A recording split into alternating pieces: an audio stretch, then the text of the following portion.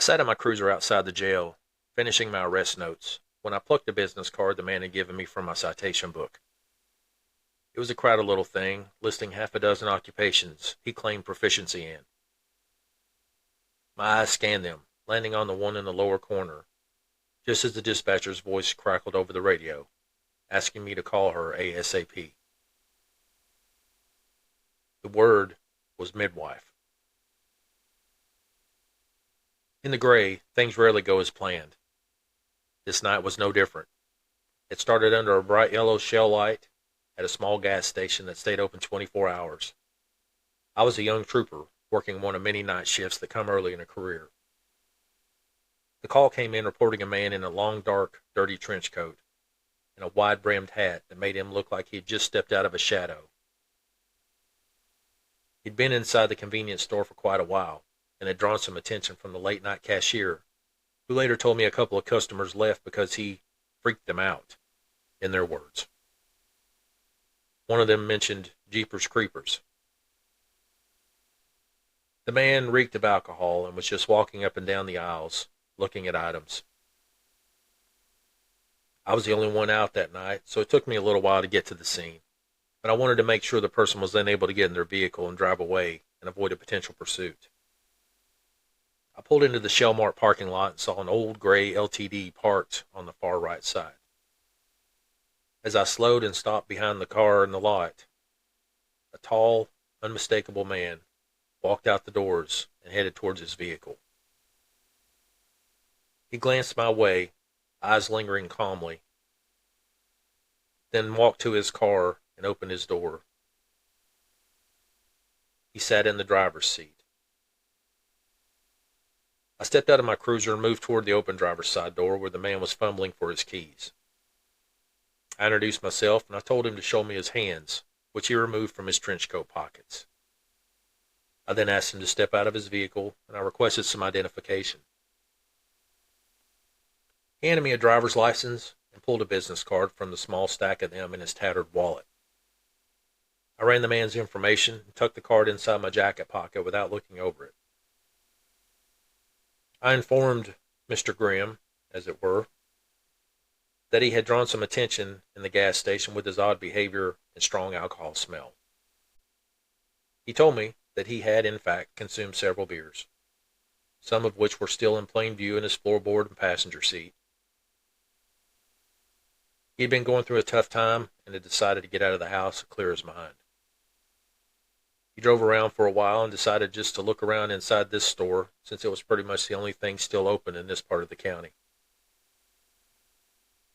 I had him step through some field sobriety tests anyway, for court purposes, but it was just a formality.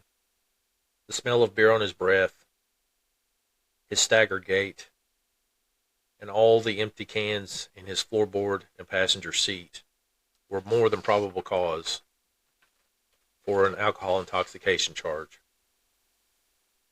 I placed him under arrest and patted him down, then placed him in my cruiser. Since I'd never seen him operating the vehicle, I couldn't charge him with DUI, so I informed him that I was just charging him with AI, or being intoxicated in public.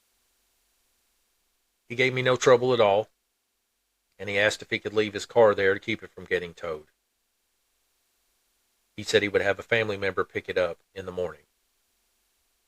I checked with the gas station cashier, who said that was fine with him, as he was just glad the man was finally gone.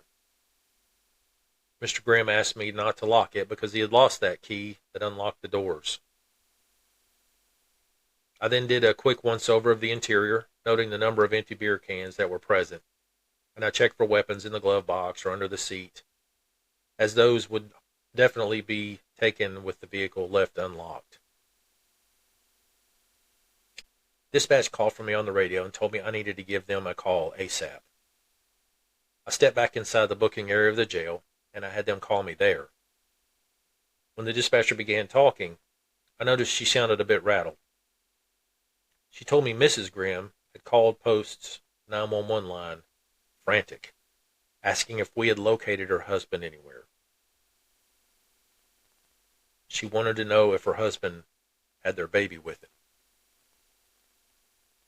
No, I said. He was alone.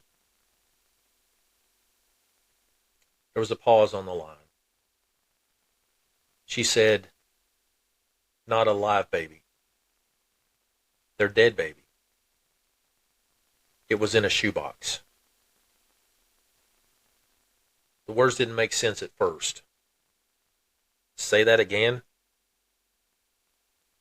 The dispatcher relayed the story as Mrs. Grimm had told it. After years of trying for a girl, the wife had given birth at home a few days ago.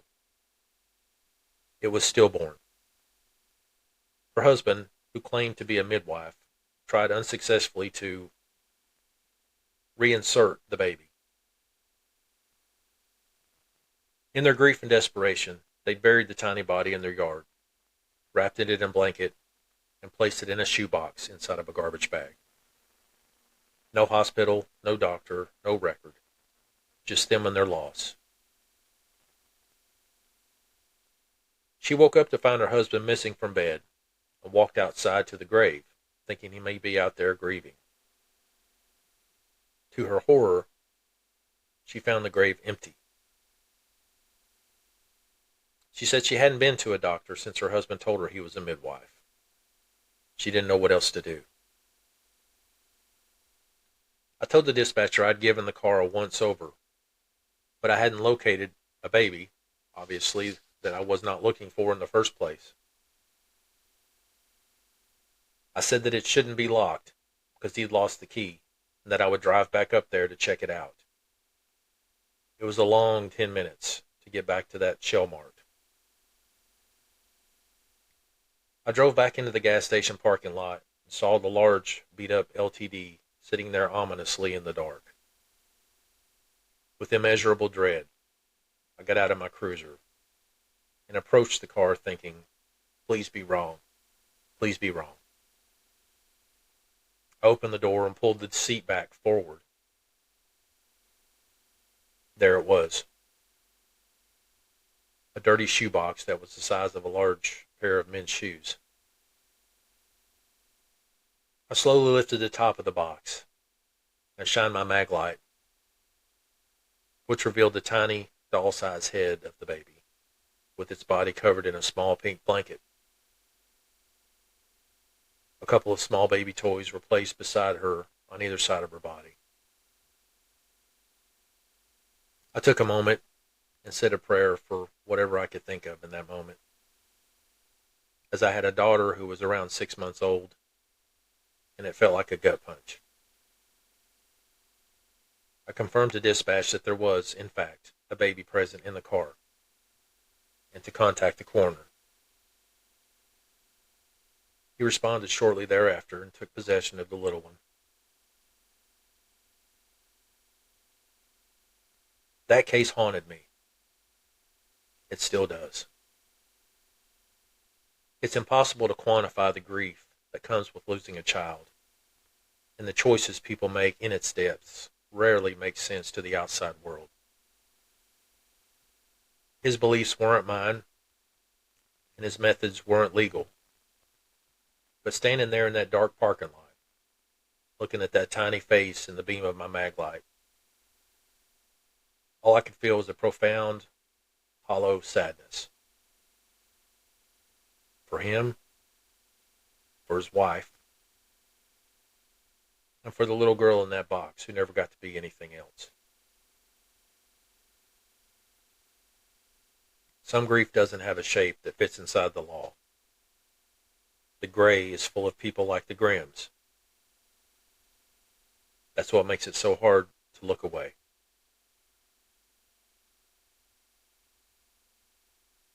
Thank you for listening to episode 5 of Into the Gray with DK Hall. Be watching for more stories coming up soon. Thank you for your follows and your subscriptions. Until next time.